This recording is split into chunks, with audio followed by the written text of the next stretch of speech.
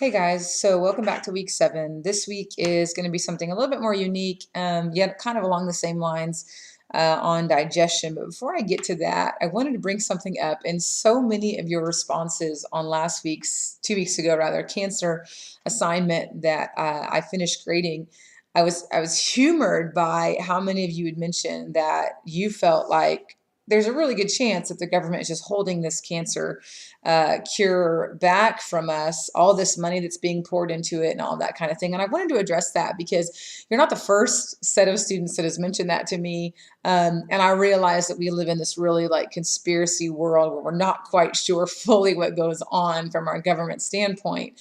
However, I can tell you from a scientific point of view, being a researcher myself and being part of that world, the millions and billions of dollars that are thrown into this type of research is most certainly going to the research. The issue with the cure of cancer, and I've had professors tell me and colleagues tell me, I just don't know if there will actually ever be a cure for cancer. And one of the reasons that they say that is because of the mutation rate of these cells. As you guys know now, you've done the research on that, you've watched the videos where you see that these cancers are tons of different types. They all mutate in different ways. And what happens here is that because of the changes in the human body, because of diets, because of activities or lack of activity even, what we find is that these cancer cells are mutating so quickly that we may get an advance in some type of research. But then because the cancer's already mutated so quickly, we find that advancement is not necessarily as effective as we thought. It may be effective in some people.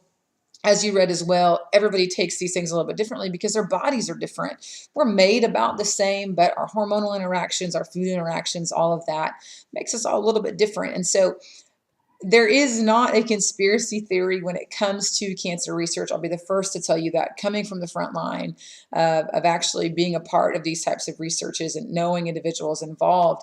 All of this money is going to it. I'm not saying there may be some underlying red tape somewhere where somebody's taking more than they should.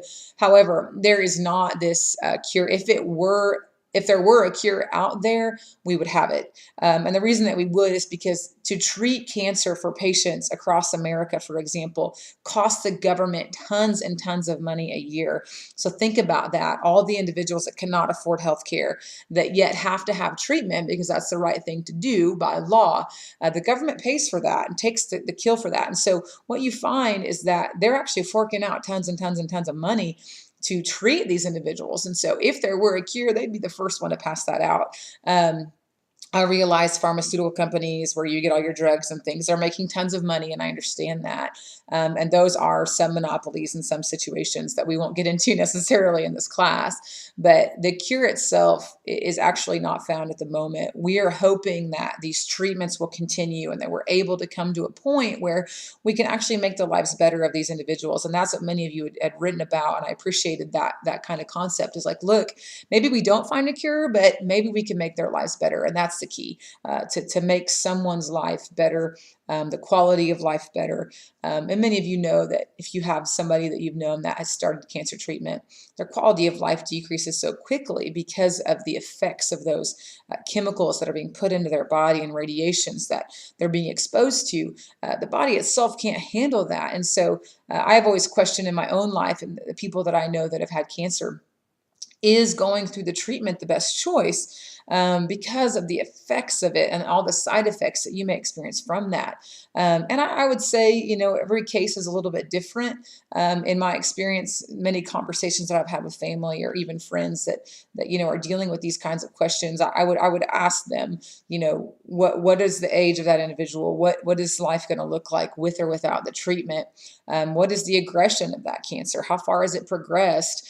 In these different instances. And so many times if you find a cancer early, you're able to get that treated and removed without any trouble. But when it's advanced to a stage 4, that's when you have a lot of questions you have to ask yourself. And so it's really tricky. I know many of you, if not all of you, have been affected by cancer in some way, shape, or form. So I thoroughly appreciate your feedback.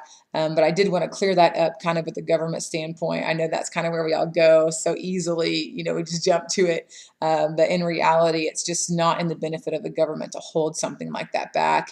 And they do have power, but there are some major researchers that are making even bigger progress. So we're hoping to find something a little bit better here in the future without too long away. So moving on then to this week's assignment on digestion.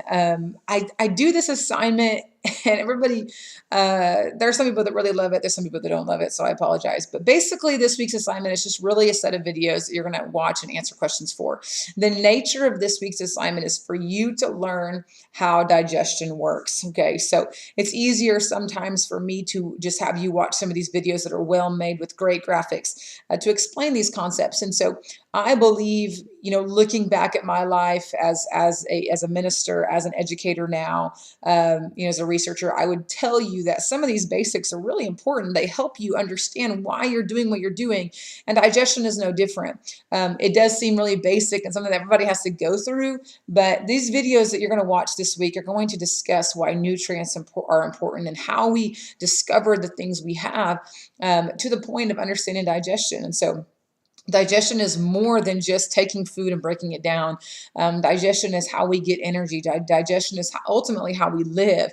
If you don't eat and you don't break things down, you don't live. And so it's very, very important that we understand why these things happen and really why we can help ourselves and in the future watch what we eat and make changes to those things depending on what is in that food. And so I hope that you find these videos to be informative. They are fun. The guy who narrates these videos is one of my favorites. I teach with him at the university. And so it's really kind of neat as far as what we offer here for these next assignments. But if you have any questions, please let me know. And you guys are doing a great job this semester. I hope things at Urshan are going well.